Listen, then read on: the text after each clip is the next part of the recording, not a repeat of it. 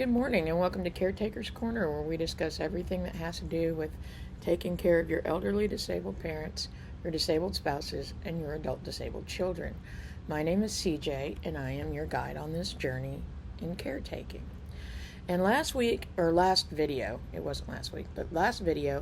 I discussed who can be a caretaker, or who is a caretaker, which is basically any and everyone, because at some point everyone becomes a caretaker for at least a little bit in their lives, I believe.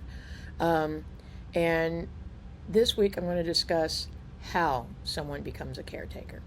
Now, this is obviously not a paid caretaker, because they get to make the conscious choice to, hey, I want to help people and I want to take care of them and provide all these special services for their medical needs.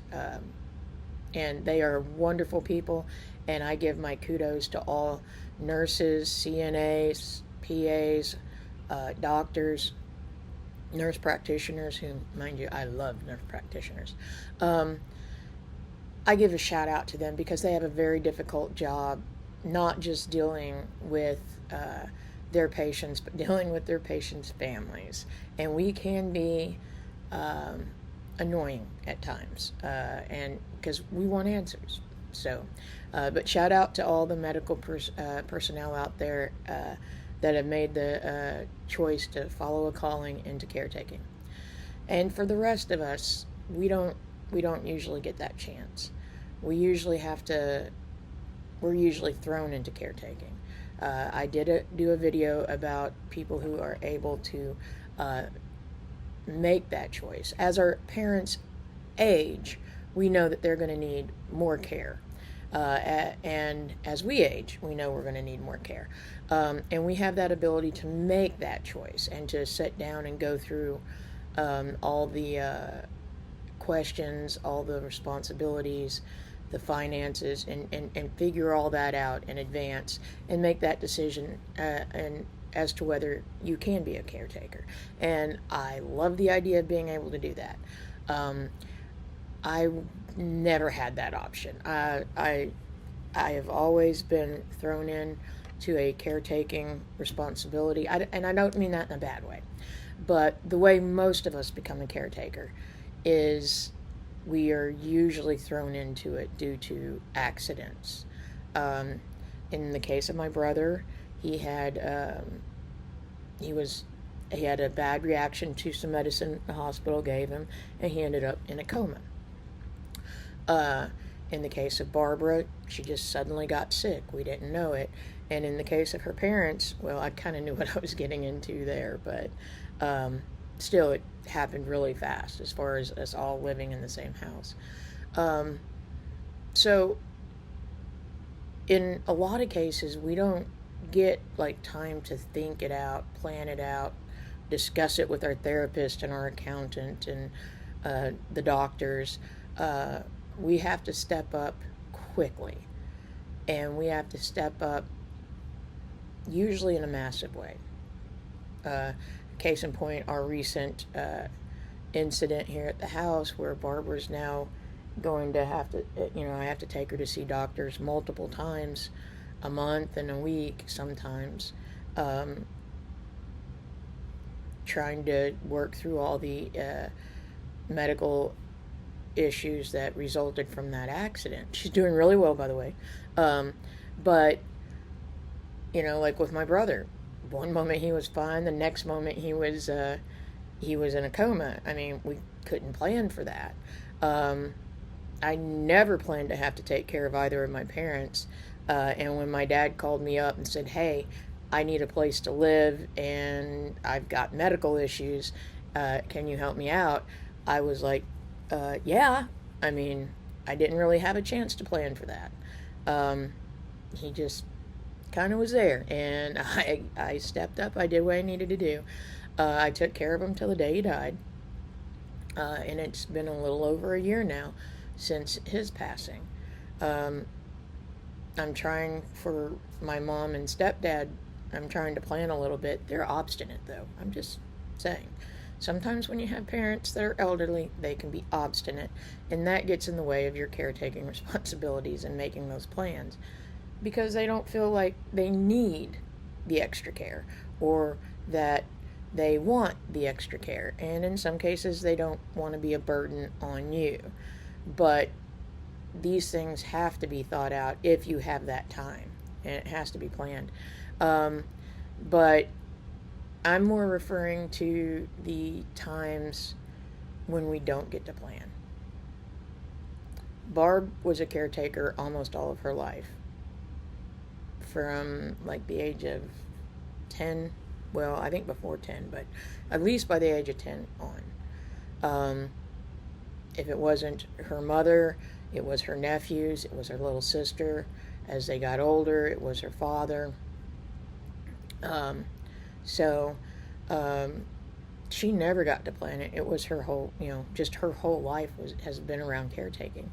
And after I got to thinking about it at one point, most of my life was as a caretaker, because when I was very young, my mom was a nurse, which is another reason I think nurses are great. But she had an accident at work. There was an incident with a combative patient, and she ended up being pushed into like a corner of a dresser, and it messed up her back bad. Like, even to this day, she's 73 and something like that. And even to this day, she has terrible problems with her back. She's had to have several back surgeries. And when I was growing up, there were long periods of time where she couldn't walk very well. She could, laid down most of the day on the floor, and we had to take care of her and bring her stuff. And our abilities as we got older changed in how much stuff we did, but we were always helping out with her, taking care of her. And that was one of those things that it's just how I grew up. I didn't think about it. And it wasn't, as a matter of fact, it wasn't until quite recently that I even thought about that. I was like, because I was thinking, basically my caretaking started with my brother when he had his incident, but no, it started way before that. And when I was going to take care of my grandma Eva, that was just an emergency situation. There was no planning in that. We got stuff set up real quick, but there was no planning. So how do we become caretakers? It's usually not in a good way. I mean, like I said, I always like the idea of being able to plan it out, but most people become caretakers because of an accident of some kind. And the reason I want to point this out is not only do we not get a chance to think about being a caretaker, we just automatically start doing it. And then things don't necessarily go smoothly and we start freaking out, which is one reason why I hope this channel helps some people out. Even if I just get to help one person out, then this channel is totally worth it, because I know over the years I have been freaked out beyond belief at certain things during, like, oh my God, how do I organize this? Or how am I supposed to work full time and take care of Barbara? And, at one point I was working 12 hours a day, 7 days a week. And Barbara wasn't in bad shape at that point, but her dad was dying. And so I was leaving work, picking her up and her little sister, taking them to the hospital. We were at the hospital all day. Rob and Melissa would pick them up from the hospital at night, and I would go to work. And I did that for, I don't know, 2-3 months. It was rough. But that's one of those things that we do. And usually that's to the detriment of our own health. And when we become caretakers under these emergency circumstances, we don't take into account that we need to think about our health, and that we need to think about our mental stability, and we need to think about our sleep schedule and make sure that we're eating properly. And that is really what is important, because we are now, you're now a caretaker, and you have to take care of yourself so that you can take care of those people you need to take care of. And as caretakers, we don't tend to do that. We put ourselves on the back burner. And I'm here to tell you that you can't do that, because you will end up sick. You will end up in the hospital. You'll end up needing a caretaker. And what do you do when a caretaker needs a caretaker? It gets complicated fast. Every day before I leave the house to go to work, Barbara tells me to be careful. And she and I had a discussion one day. And she's worried because if something happens to me, what's going to happen to her? Who's going to take care of her? And it's a legitimate thought. But that's probably a video for another day. This video is just about anybody can be a caretaker, and it's usually not under the nicest situations that we become caretakers. But the most important thing we need to remember, whether we get a chance to plan it out or we get thrown into it, is that we have to take care of ourselves. Because if we can't take care of ourselves, we cannot take care of our loved ones. So I hope this video has been helpful. Remember, no matter what circumstances that you became a caretaker, you've got this, you can handle it, and just take time to breathe. Have a wonderful week, and I hope to see you back next week. Don't forget to like, subscribe, and share. And if you want me to discuss something or you'd like to comment, please put it down in the comments section. Tell me how you became a caretaker.